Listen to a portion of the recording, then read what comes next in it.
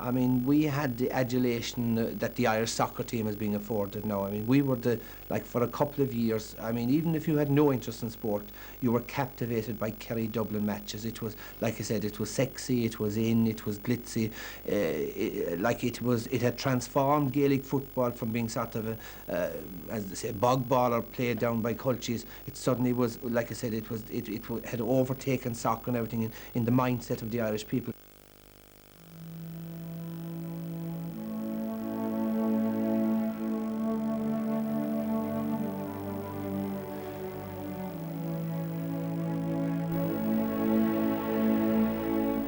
Ireland 1974, and the country is at a standstill. An international petrol shortage sees many of the country's pumps closed and only adds to a distinct sense of social and economic gloom. The terrorist bombings in Dublin and Monaghan depress further the national mood, and an air of uncertainty envelops the country as Ireland mourns. But during the general unrest of 1974, Gaelic football provided a welcome and unlikely distraction. Jimmy Keaveney and I worked together for a company called T&D Norton in Abbey Street. We were in the office furniture business, and I remember we played a match, this would be 71, 72, we played a match in Navan. I think it was Kildare we played actually in Navan, and the two of us were coming back on the bus, and Jimmy was saying, you know, Jimmy, I'm going to meet this so-and-so tomorrow, he says, and he'd be slagging the arse at me, and you know, and I was sitting there and I was thinking to myself, two of us were sitting together on the bus going back, and I was saying to myself, nobody knows I actually played for Dublin, and I wouldn't tell anyone I played for Dublin, because that's how low we were in those days. Well, I was never embarrassed to play for Dublin, I have to say, and I do know what you're talking about, because you know, you did kind of keep your head low because you were getting beaten by almost everybody. They were lean years, yeah, but I was a bit of a dreamer, and I used to dream the place was full of people. That's what kept me going. They were playing Kilkenny in a football league game at Nolan Park. And there was a curtain raiser, as you might call it, a hurling match, intermediate, an important local game. And quite a good crowd turned up, some 3,000 or 4,000 people. And they were there when Dublin arrived. And hurling match was over, and as Dublin came out on the field with Kilkenny for the football match, the crowd disappeared. They all went away. And Paddy Grace was so embarrassed. Paddy Grace was a great Kilkenny hurler of the past, and then county secretary for many years.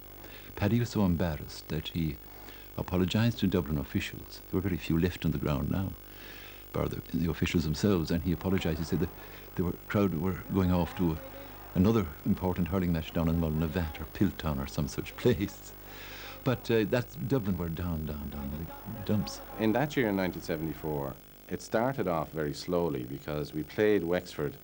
It'll tell you how important we were. We played Wexford in the first round of the championship in 1974 in Croke Park, and we were actually the warm-up game for a league match.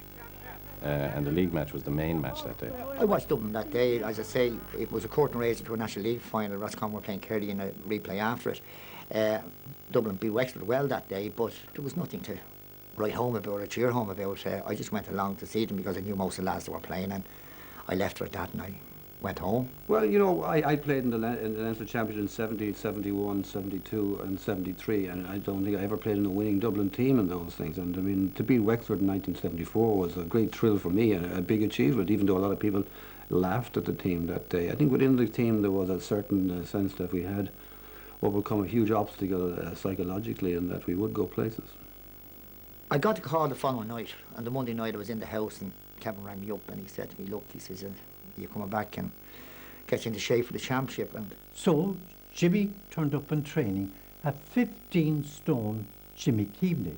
And Kevin looked at him and says, there's going to be a bit of work to be done with you. You know, if it was anybody else I would have said no, because I knew there was no sense in arguing with Kevin Hefton. Like, I played with him and he was my manager, and I knew him for years and years, and if Kevin wants something done, he'll do it one way or the other. So I went back down to Parlour Park on Tuesday night and started back training, which I found was very tough, I can tell you. The turning point for me was the game against Offaly, which was the Leinster. It was the quarter-final of the Leinster Championship. And Leslie Deegan scored a goal and a point that day. He got a point in the last minute to win it. And then they went on to win the Leinster title. And no one expected them to beat Cork in the All-Ireland semi-final. Cork were champions. Cork came up expecting to win it. Not only to win it, but one of them told me, I won't say now who, on the way up on the train, they were talking about the trip they would have as All-Ireland champions again. They were so confident to America in the following year, in 75. But Dublin played a tremendous game that day and beat Cork just off the field.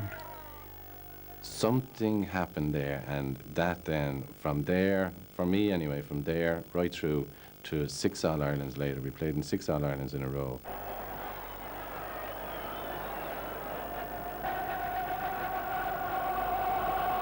Up until then, and for quite a while, the spiritual home of young people, teenagers, their spiritual home was in Old Trafford or Elland Road or Highbury in England. But all this turned up was people still remained interested in soccer, but they had now a team of their own, and they followed this team. It was a tremendous transformation of interest among the ordinary populace of Dublin.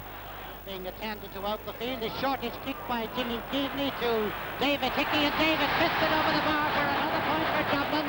I worked in a factory here in Dublin, in Bachelor's Pea Factory, during my summer holidays up in Cabra. And I remember that time in Dublin, there was very little interest in football. And I remember looking for time off to go playing with Kerry under 21s or play with my club over weekends or during the week or whatever. And at times I didn't mention it to my fellow workers because they would stag you at that stage if you were a Gaelic player. But then I remember meeting some of those people after 74, and they were ardent Dublin fans. So really, that Dublin team, they changed the whole perception of football and of footballers in Dublin, and people who had very little interest in football overnight became ardent football fans and even donned the colours of football and became part of Hiffo's army.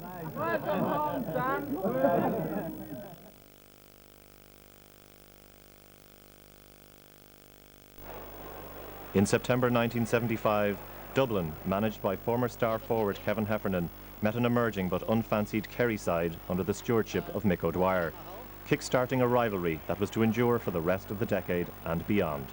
Our first encounter with Kerry in the championship, I think, was the All-Ireland final in 1975, where we waltzed into the biggest sucker punch, I think, of the 70s. Kerry won the All-Ireland in 1970, we lost in 72, and then Cork beat us in 73 and 74.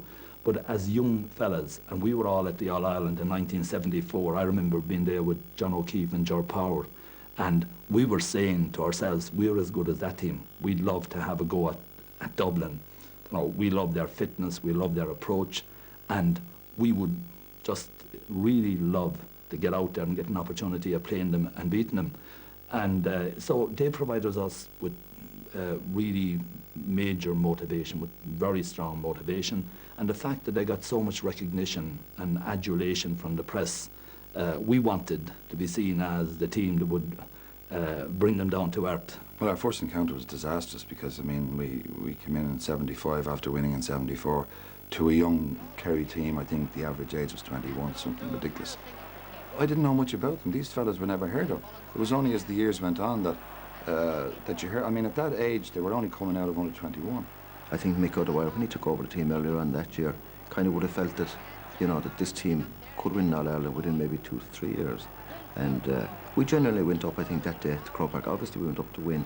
But I think we kind of, you know, wouldn't have been overly disappointed had we lost the game. But things just seemed to gel for us on the day. And I think Dublin were probably caught being a little bit complacent on the day. I think we went out on the Croke Park thinking our job had been done. I mean, I remember the Friday night of training, we kind of thought, we've got through it. You know, we've gone through this monstrous training program, and all we have to do now is turn up on Sunday and kick these guys off Croke Park. We were very young at that age, and we were very confident going up to the match. Like, what are we to lose? We, like Dublin, were roaring favourites. And this with the equaliser, breezy ball against the wind.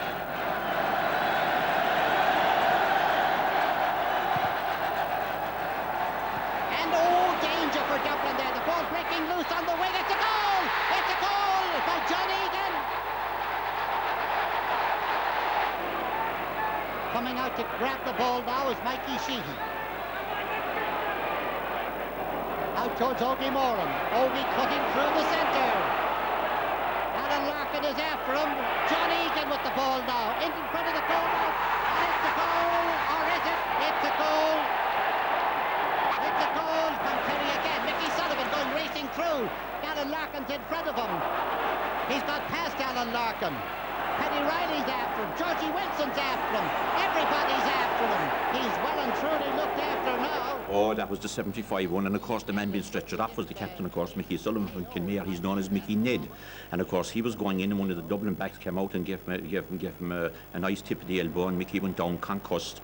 And when he was being taken off from the stretcher, one of the men walking alongside the stretcher was one of the selectors. He was Donny Sheehan, but he walked along by the stretcher, and they were walking up past the old Cusick stand. And Donny Sheehan stopped the stretcher bearers, and he turned around and stood in front of the stretcher and put his two hands up to the Kerry crowd, and there was an almighty cheer that rent the air. And from that, even though Mickey Sheehy, the captain, Mickey Sullivan was being taken off, Kerry weren't going to be beaten. Mickey was taken off and he finished up in hospital, and of course we all know it was Pat Spillane, his Kinmare teammate, then that had to go up to receive the cup. But that one particular incident, I reckon myself, had a lot to do with Kerry holding on and winning. No, I don't think it really did. I think from the opening minutes when John Egan got the goal, I just felt, I mean, we were, like I said, we had never experienced defeat. We had just been assembled as a senior squad. We were cruising to everyone, and we just, maybe there's a natural cockiness or arrogance of youth was part of our play. We couldn't see ourselves being beaten. There was no particular moment, I don't think. But the honour goes to Pat Spillane, and it's my pleasure now, once again, to present the cup to Kerry captain. Congratulations, Pat.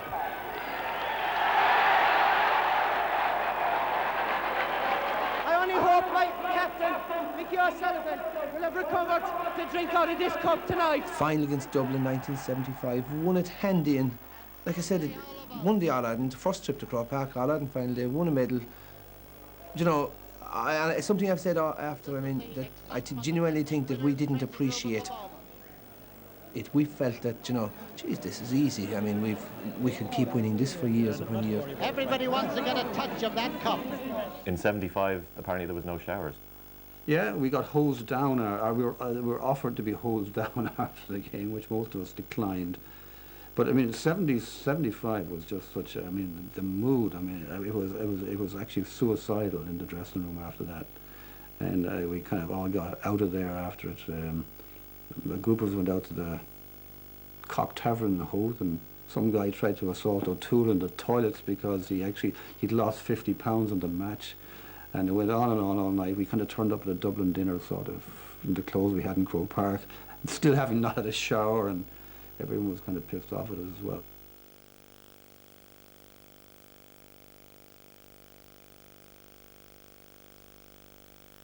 The Sam Maguire Cup arrives back in Dublin, but as far as the Kerry supporters are concerned, it's on a weekend return ticket. John O'Keefe, you just got off the train. What are the prospects for tomorrow? Well, we're hopeful. Hope we get a win. Do you think that Kerry have lost any of their edge? Last year they seemed to overcome Dublin because of the extra stamina. No, I don't think so. No, same team again this year. The long hair was there, you know. I mean, we were trendy, and we thought, you know, we were having a ball of a time.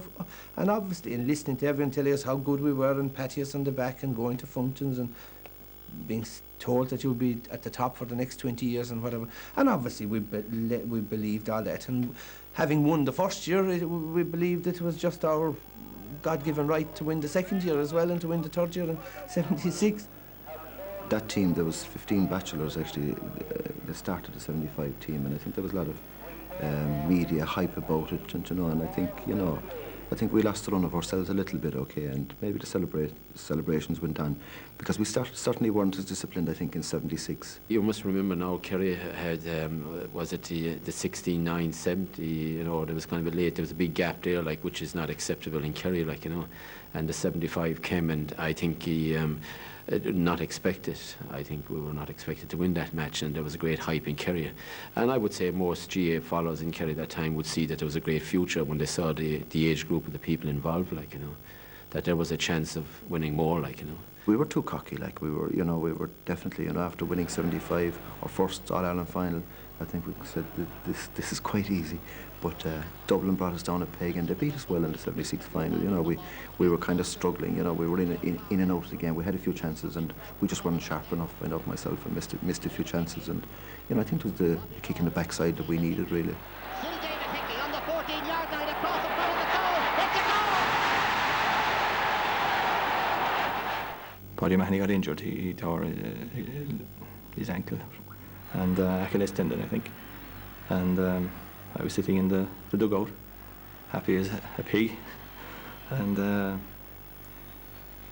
was inside in the hill before I knew where I was, in front of the Dubs, and it was a major shock. As I say, I wasn't tuned in for it myself. By Jimmy Keaveney. Not since 1962 has a penalty been scored in an All-Ireland football final. I just went in and did the best, and the first touch of the ball was picking it out of the net after Jimmy Keaveney stuck the penalty, and there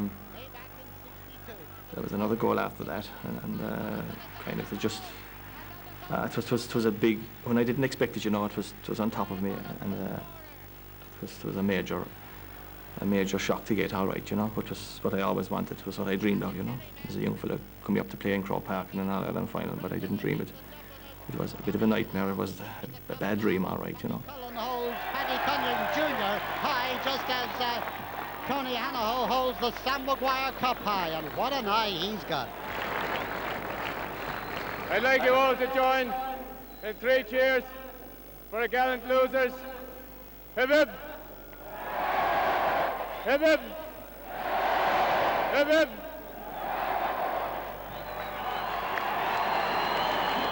Well, we knew we were going to win. I think we were very confident, at least before we started. As far as we were concerned, we were going out there to grind and fight and work one for another non-stop right through the 70 minutes. And I think that's exactly what they did, and the result was almost inevitable. I'm very pleased, I must say, and the opposition was right too. No, I don't care if we never win another bloody match. I'm happy now. The first thing that the thousands of fans who braved the elements to come here today noticed was the extra security arrangements. Parking was prohibited around the perimeter of Croke Park, and along the main roads there were plenty of Gardaí watching the crowds and checking the cars. A watchful eye too inside the turnstiles, where Gardaí and Bangardaí checked parcels and bags. At the entrance to Hill 16, a van was used by Gardaí to take away the bottles, stones and other implements confiscated from some of the crowd. I always thought the Dublin crowd were very good, very nice people up in the hill, and it was a bit of banter there, all right, but there was nothing, there was never anything, there was no malice in it or anything like that, Well, you do hear, I could hear things. I'd be the only one that would hear things, because you're standing there and if something's happening at the far end, you can hear them behind you. It's something you try and keep shoved out of your mind, or keep blotting it out, or keep blanking it out, or whatever way you want to do it. Just keep talking to yourself. That's why I had a habit of walking out to the 14 and 21 yard line. There are times that you wouldn't look at the crowd, because things might be going your way, but certainly you give them the odd smile, all right, but sure, isn't that what life is? Easier to smile than to have a sour face now. You love nothing better than to score in the Hill 16, because it was a nail into that coffin, we'd go to All-Ireland finals playing the Dubs, biggest attendance of the year, and you'd go to a gate and say, sorry, I have no permission to leave you in here. we were the guys performing. So I remember one year we had to go in with the crowd in under the canal end. Another year we were forced to walk around the stadium, and we had to, whatever gate, and I wouldn't be surprised if this was deliberate play by somebody, part of some Dublin official, we had to walk to the dressing room via in front of Hill 16, and they pelted us with apples and oranges and whatever they had was thrown out. But it was the best thing you could ever do. This was, this is great, because we'll prove these guys. We were lucky. We played Dubs and I know a few finals and only lost once. Up until then, by the way, people like Mick O'Dwyer and Kevin Heffernan were not, up to shortly before they were called trainers, sometimes coaches. The word manager came into Gaelic games roughly around that time as a common usage. But Mick O'Dwyer made a tremendous job of Kerry, as Kevin Heffernan had done of Dublin. people might disagree with that, but he brought in a system, he brought in a training regime, he brought in new players. Kevin Heffernan inherited a team that was a very average team. Brought in guys that you wouldn't think would make it, and they did make it. You know, the likes of Anton O'Toole, who I always, you know, say couldn't kick the ball 20 yards. And then he blossomed into one of the greatest players we ever had. So it was just Heffernan's astuteness and knowledge of the game. And then he went systematically about everything. Kevin Heffernan never came to me and said, you better train or else. But what he did instill and put into place was he had very, very strong convictions and had the courage of his own convictions. Kevin, I suppose, was a bit of a terrorist psychologically, but no, Kevin's weakness as a manager in my book was that he had no soft touch. You read about things in the paper. There was very little communication with most of the players in that team.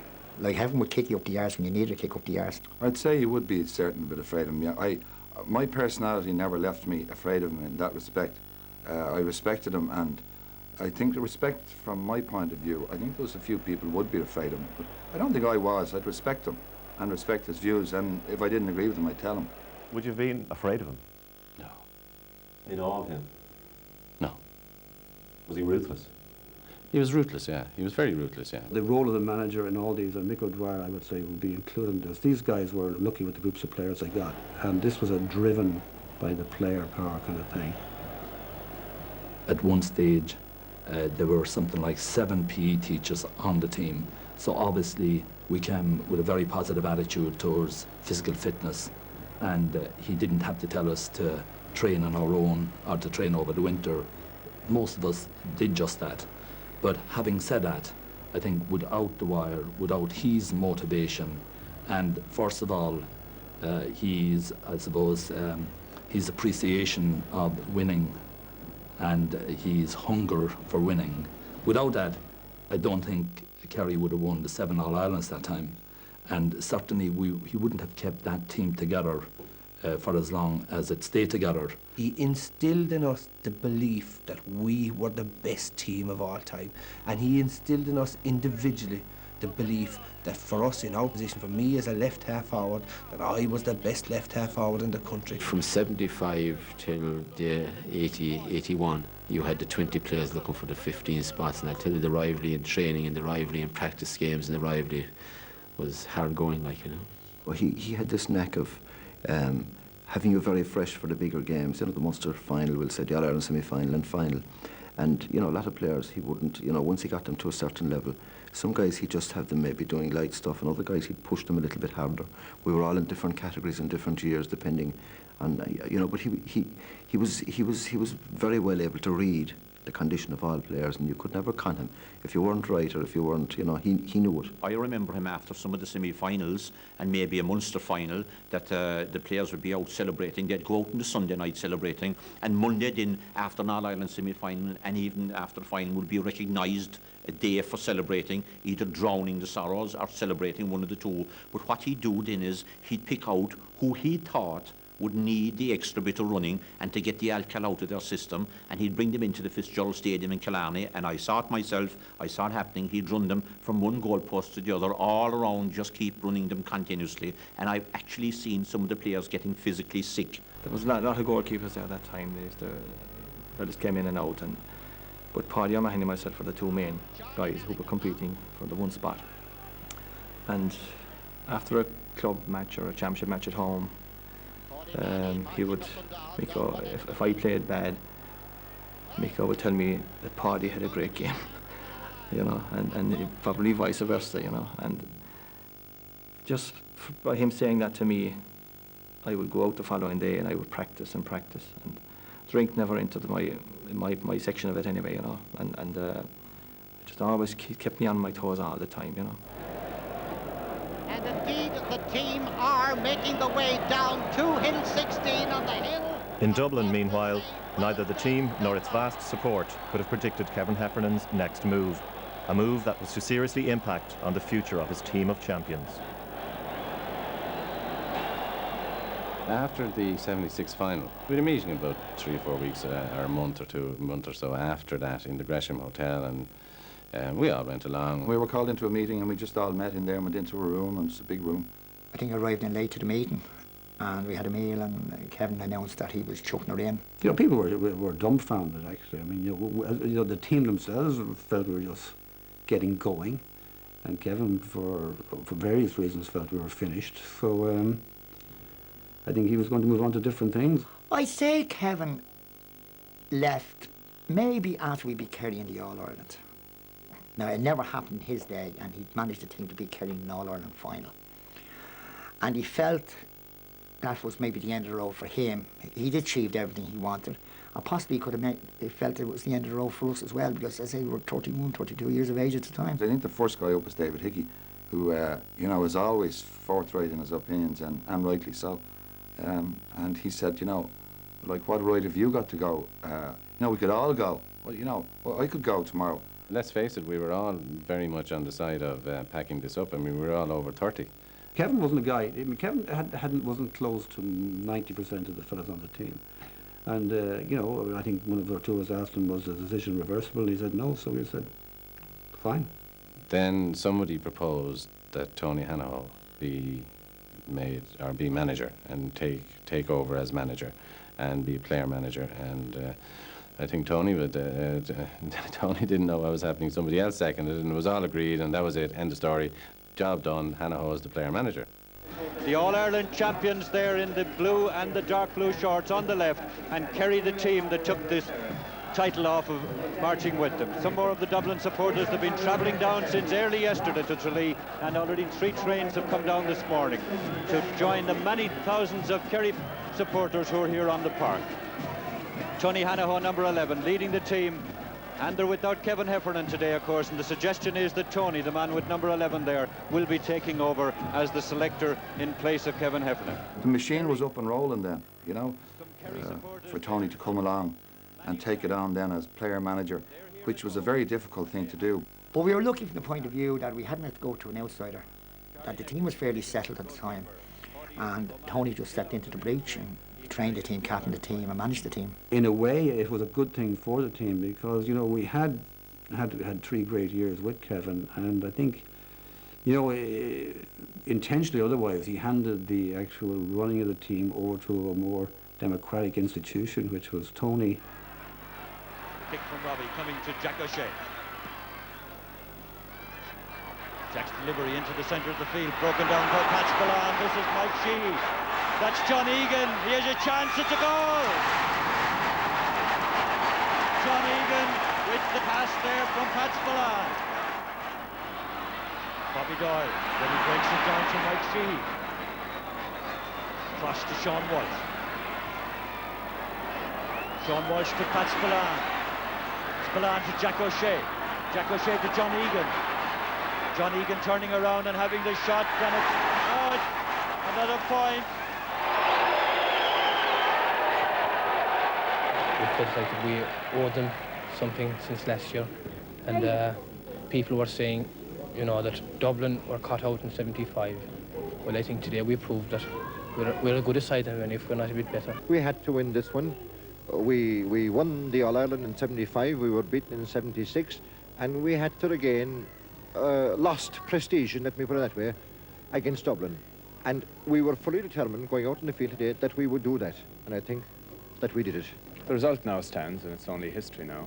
And sure, we'll see what happens. If we can get a good run in the championship, we might be able to reverse the situation sometime later on this year. That opportunity arose within months when Dublin met Kerry in the 1977 All-Ireland football semi-final, a game regarded by many as possibly the greatest of all time. And Kerry's John Egan, the first to break away into Paddy Lynch.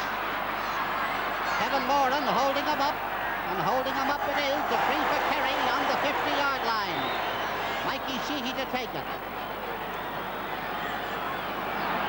Oh, a short one, an intended pass out there to Jack O'Shea. Very quick. Well, '77 is considered the greatest game of football of all time, but I mean, from our perspective, '76 final was our absolute peak. I think, you know, in terms of 70 minutes of unrelenting effort, that was it. But '77 was a great event for us. as we said, Hanaho was running the show as a manager and player, which has never happened before in Gaelic football, and we got through to the semi-final against Kerry, and we expected to beat them. I knew from being in the panel that time, I could hear a lot of the lads saying, like, you know, that they left their guard down in the 76 All-Ireland. They felt that it went to their heads a bit, but there wasn't a stone left unturned in the preparation for that match. The worst game Kerry ever played. But it still was a mighty tussle, a titanic tussle. And yes, I don't think I've seen a better quality match in Croke Park. The game itself, I don't remember what minor match or what small match, as they say in the country, preceded it. But the game itself was a magic. I think it was a good game for the period, you know, but I still wonder, was it as good a game as people rated? The nicest thing about it was the finish. I mean, it was just a huge climax to a very intense, hard-hitting, clean-fought game that bodies fell and bodies got up and carried on, and the ball bounced off heads and backs. I mean, you know, if you just watch it again, it's an incredible piece of film. The second half being exceptionally well, and the finish, of course, being terrific. Taken by Brian Mullins. Anton O'Toole. The build-up was, I mean, O'Toole hit a bad ball in. I mean, O'Keefe blocked it and knocked it out to Hanaho, gave it to me. I mean, Tony's pass was absolutely split-second and typical of Hanaho, totally selfless. I mean, he could have got a point, but he saw the opportunity, and I mean, the ball was in my hands. Really all I had to do was hit it past Paul Mahoney, who made no effort to save it at all, as far as I could see. I mean, it's a funny thing in that sort of situation. I just had the impression that I couldn't miss. And you know, you read about people saying that when their big moment in sport comes along, it's so natural and easy to do. I must say I did have this extra corporeal sort of event. I mean, the ball was there, all I could see was net around me, and it doesn't matter, I plonking it in. The first half was as poor at 30 minutes of football, or 35 minutes of football, whatever it was at the time, of championship football as you see out of any All-Ireland final. Looking back on it, I suppose, you know, there was a few moves made and there was a few players, you know, brought on at the time, like, you know, and there was controversy after that game and all that, and it was written up about it.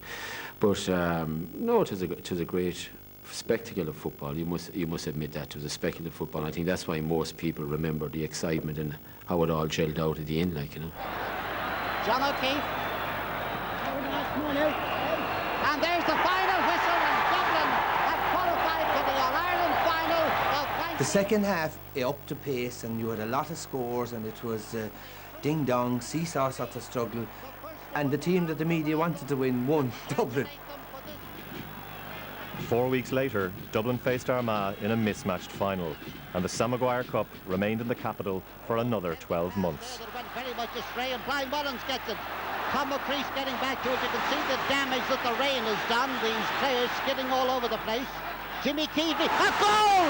Oh, what a goal! What a goal by Jimmy Keevely from an almost impossible angle. About a minute and a half gone in the game. Tony Hanaho raises the Sam Maguire above his head.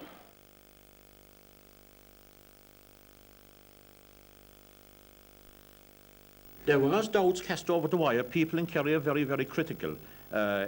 If you're training a Kerry team for 2 or 3 years and you win one, lose one, or something like that, the critics are inclined to say, "No, we could do to change now," you know. And at that particular time, all right, the vultures were gathering and they were talking about getting rid of the wire. I'd say, all right, at that particular time. But Gerald McKenna, who was chairman of the county board around that period, he had great faith in the wire, and the players had faith in the wire. But more importantly than anything else, the wire had faith in himself. After that, we reorganised. We tried to figure out what the hell was wrong. We knew we were better footballers. Knew we had the skill. And knew we should be beating the Dubs. We knew we could match them in fitness. But there was one aspect that we said where we were falling down.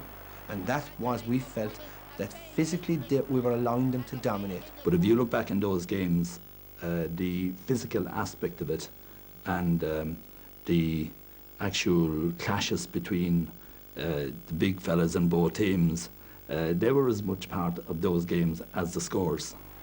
And both teams were conditioned enough, I think, to be able to take those blows. And we did have a philosophy that time that you stayed on your feet as well, that you didn't go to ground as much as they go to ground nowadays. I was a target man for our team, definitely, because at that time our frees were taken off the ground So they were put up in the air and there were 50-50 situations, and I would have been the tallest of the full forward side, have been expected to compete for those. But never came in for any rough treatment from any player, no. Oh, I mean, you couldn't win an All-Ireland in the 70s without having a number of guys who could take care of themselves. And you've interviewed some of them. Gay, perhaps, could tell you more about that element of the game than myself. I tell you, there was no quarter asked or given when they went on the field. But there was no nastiness. There was never. I mean, it was fierce rivalry. It was tough. You got hit and you were hit back, but it was fairly fast in those days as well. Maybe not getting as fast as nowadays, but as I say, we respected one another, and I don't think in all the years we've been playing there was a dirty belt, a real dirty belt thrown either by a Dublin man or a Kerry man against one another. And like we played in some important games.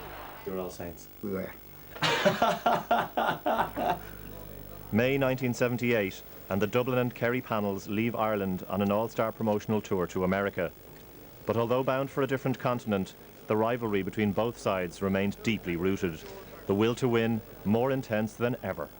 We clashed in 1978, raising money for Sister Consiglio home for the alcoholics. I mean, gee, there were a lot of alcoholics out there playing there at the time as well, I suppose. I think it was a Cardinal Cushing game, one of those particular ones, and it was a very wet day in New York. And I remember the late Joe Johan telling me that was the day, he said, that Kerry went on to win all their All-Irelands, because he stood up in the dressing room at half-time in that particular game. Kerry had been playing Dublin, and whatever words he said to them was, he practically said to them, this is a time, lads, to stand up and be counted. You win today, or you win for the rest of your life, or else you lose today and you lose. It was 3 or 4 players sent off. It was a bloody, torrid encounter. It was violent. It was really naked aggression. We always enjoyed our trips to New York. I was sent off that same day, but I was lucky I wasn't killed by a few of those Dublin fellas, actually. But, yeah, but as I said, nothing really major happened. You know, I just had a run-in with Pat O'Neill that day, and sure, we're the best of friends since. Pat O'Neill, he came soloing up the field, and it was a very wet day and a very puddly, muddy pitch in Gaelic Park, so he was on his own, so he was soloing up the field, so somebody had to tackle him. So I went out and tackled him and dispossessed him and booted the ball up the field, and to the resounding cheers of the crowd. So Pat didn't like how I tackled him anyway, maybe, and he turned around and he hit me a punch into the nose, which broke my nose. But I got word after from Pat that night in the hotel. I got word through somebody else that he was very sorry, very apologetic, that he thought it was Paddy Shea that he was hitting. That was the defining moment in Kerry's golden years. It started from that match in Gaelic Park in New York, because I broke my nose, somebody else broke his nose, but we won the game. And we gained the psychological advantage over the Dubs, that we had sent out a message. We weren't going to be pushed around any longer. We weren't going to be the whipping boys. And from then on, we never, ever looked back. Unlike the Dublin panel, which surprisingly was about to renew its relationship with Kevin Heffernan. Yeah, Tony was player manager, and we won in All-Ireland and a National League under Tony as player manager. And Tony invited Kevin to come back to Parnell Park. I think what he said to him was, you know, don't be a stranger and come down. I just felt that if Kevin Heffernan walked in, well, he walked in for a reason. I didn't question why he walked in. Kevin, being Kevin, who his life's blood is Gaelic football, just couldn't be a spectator, and walked straight back in and started to train the team and took it on then again. Kevin just hopped over the wire in Parnell Park one day and shoved Donald Golfer aside, and he was back. And I think, you know, it was a bad move. I think it was a mistake on Kevin's part, and it was a mistake on Tony's part. And it was a weakness on Tony's part. Tony asked him to come up now, to be fair, but he just, yeah, basically just, and that'd be Kevin's personality. Kevin would have to be part of the thing. I really can't give you any explanation. As I say, I'm not avoiding it. I just assumed that, you know, Kevin was in as advisor or something else. We were all getting ready to train on a Saturday morning, I think it was, and the next thing we knew, there was Kevin training us back to as if there was no break. It was very unfair. It was very unfair to Hanaho, very unfair to Donald Colfer. It certainly pissed a number of us off. Certainly it pissed me off. I mean, I wasn't happy with that decision of Kevin's. It was sort of, you know, it struck me as a fellow who kind of was, you know, he didn't want this team to be over-successful without him associated with it. But I found it totally unacceptable. And it may have changed a little bit of our attitude to the cause. Green jerseys, gold hoop. Dublin blue jerseys, dark nicks, and the blue collars and cuffs to their jerseys.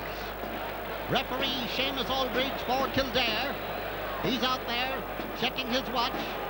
The first Kildare man to referee an All-Ireland final since the early 40s. And everything set for the start of the game. The All-Ireland is on. Brian Mullen. It was a very, very funny game, that game. As I said, you know, the Dublin led 6 points to 1 early in the game, and they were, you know, they had us under pressure. Dublin were attacking in droves. They kind of lost their shape in that I think that they felt that they had us, you know, I won't say they had us beaten, but they had us almost beaten. My brother was up in the stand and I was playing very bad for the first 20 minutes. And my brother said to my father at the time, God, I had just picked up a bit of an injury, and he said to him, I hope to take him off, he'll disgrace us. Bomber Liston won a ball out on the middle of the field, and there was a ferocious gap inside. And he gave it into Pat Spillane, who was completely unmarked, who in turn gave it into John Egan, and he flicked it over Paddy Cullen's head. Next thing I caught a ball and a score. John Egan got the first goal out of it, and I felt I'd contributed something. And next thing Mikey got the famous goal. I happened to move out again and collect the ball because their forwards had moved out and there was a big gap. So I just moved out, collected the ball, hand passed it away. And he kind of ran into me again. There was nobody fell and there was no free. The second, the goal then, which I got, which was, you know, it was a lucky goal. It was, as Micheál O'Hare rightly described it, a freak goal. And it kind of happened so fast that, you know, I often looked at it after and I was saying to myself, gee, like you were, you know, lucky to get away with it.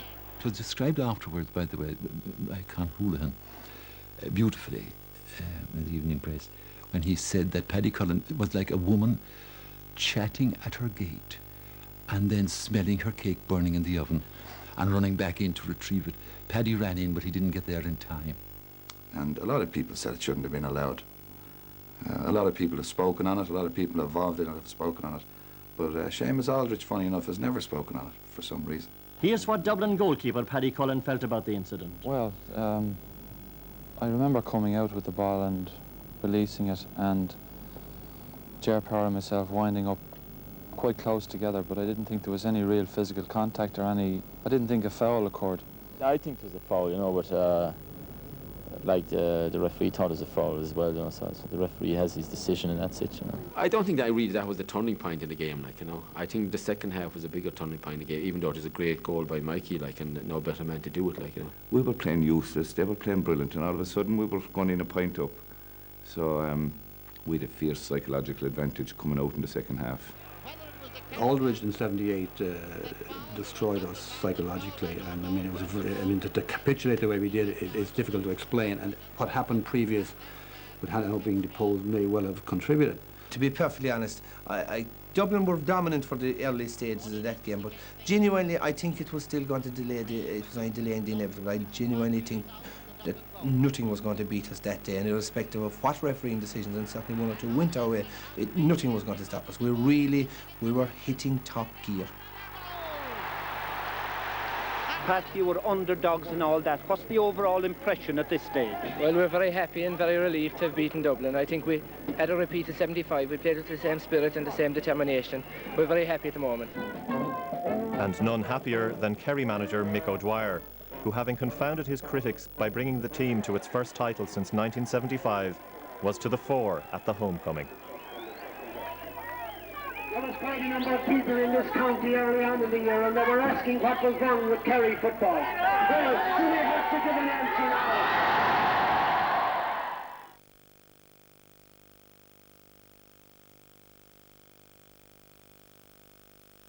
The most amazing thing about it is that 78, 70 Dublin matches, 78, 79, I don't think I remember anything about 79.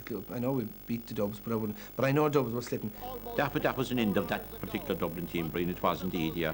And it was a watershed in that respect, because I suppose it got Dublin offered the Kerry back for a while anyway, you know. And they would go on then, of course, and they'd win the 4 in a row. And I suppose the fact that they were released, if you like, from the shadow of Dublin, it gave them an added bit of an impetus. The build-up for Dublin, Jimmy Keaveney was sent off, I think, in the semi-final, and I think it was harsh enough that he was suspended for the final. And I think that had an awful bearing on the Dublin team. They had brought in a couple of young players as well. I think a few of their older players were going off on the day, you know. And I think we were probably just, you know, peaking probably at that time. And up they go for that.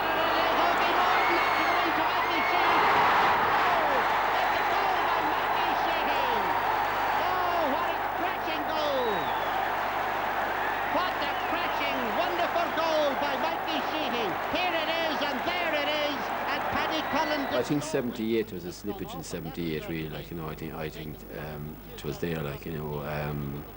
But it comes to us all, like, and you know, you just can't hold on too long, like, you know. And you could say the same thing about the Kerry team in 87, like, you know. Maybe there was players there were wrong. So you know, when we started out in 75, there were quite a few years older than us, like, not many, but I suppose there was quite a few of them there that would be coming up to retiring age, like. He sidesteps Tommy Drum, gets the ball, still goes on, lets it fall out of his hand virtually with a forward motion. Things went well for us, and even I think in the second half, I think Paddy O'Shea was sent off for us on the same day, but we were quite comfortable, yeah. It was sweet because we had such respect for them, and because at the time they and ourselves were the two best teams probably around, and because they were beating the champions, and you know, we were other champions, they were other champions, you know, so the challenge was there to be the champions. The one thing about Kerry players was that they were really very well able to motivate themselves. Okay, you had different types of guys. You had the quiet guys and you had the extroverts, but they were all well able to motivate themselves in their own different ways. And I mean, the famous story was of one of the All-Ireland finals, that Dwyer was doing his usual table thumping, that his false teeth fell out on the table. And somebody remarked after the game, "Did you see Dwyer's teeth falling out on the table?" No one could recall it. And it just summed up what the state of mind was of the players. Physically, the players were still in that dressing room. Mentally, their mind was focused on the field of play outside. They were thinking about the game. And that was the intensity. I think probably one of his biggest attributes was that he was able to keep guys still extremely motivated and as keen as they were maybe 10 years on and when they were starting off. He knew after winning 1 or 2 All-Irelands that suddenly All-Ireland medal number 3 wasn't a great motivating factor when you had won 2 already. It becomes, and it's accumulation, and Dwyer knew that carrots had to be dangled, and for carrots to be dangled, basically he dangled them in the shape of holidays, foreign tours, which he had no problem squeezing out of companies. They fell into the whole era at that time, Brian. It was completely and utterly different. I remember even John O'Shea coming down to cover the Kerry team for his paper, and you know what he used to do? He used to hug out and train with them. I saw him playing matches with the Kerry team. The norm was that they would play a match, A team against the B team, after the session. So I got my place at centre forward on the B team. I reckon I did very well on Kennelly. Scored a few points, and afterwards I said to Dwyer, "I've solved your centre half forward problem." I was looking at Glory Boy. Didn't transpire. Dwyer laughed me off. He was able to handle the media, but by God, he used the media too, and they used the media themselves, but they were all so easy with the media. Another year, we were in the Grand Hotel in Malahide, so in order to capitalise on our success and so that we can get money, he took a team photograph the morning of an All-Ireland final in the grounds of the Grand Hotel Malahide. The reasoning behind it was that in the event of our expected victory, that our team photographs would hit the streets in Killarney within 2 days of the final, which they did, and we won the match. Again, the banter goes on, you know, they started saying, you know, you guys are more successful off the field, but we are more successful on the field, and I dispute that and say, no, we played in 6 All-Irelands, you guys only won 5, 4 or whatever it was. Dublin they were a very, very strong unit, you know, and they really, I mean, they had extremely mobile corner forwards, and it played a very strong, forceful game, you know. But I think we may be a little better than them at our peak. Oh, there's no doubt about it. The Kerry team were a better team. Like, what they done in the 70s was absolutely fantastic. Incredible results they came out with. In comparing us to Kerry, there's no comparison, because they all just came on the scene as young men, and they just went, they seemed to go forever. So you'd have to give them the accolade of being the better team, I think. Well, the team I would fear the most would be the first crowd, 78, 70, 76, 77, 78, 79, that crowd, yeah. I mean, like, they were a machine. They were a bit like ourselves, you know, there was very little between the teams. We were the better team, I mean, there's no question about that. Whether we had better footballers is not even debatable. Kerry had better footballers. I suppose we're going to say that we felt our team was a little bit better. I think, you know, if you look at the records of both teams, you know, that maybe our record against them was a little bit better overall.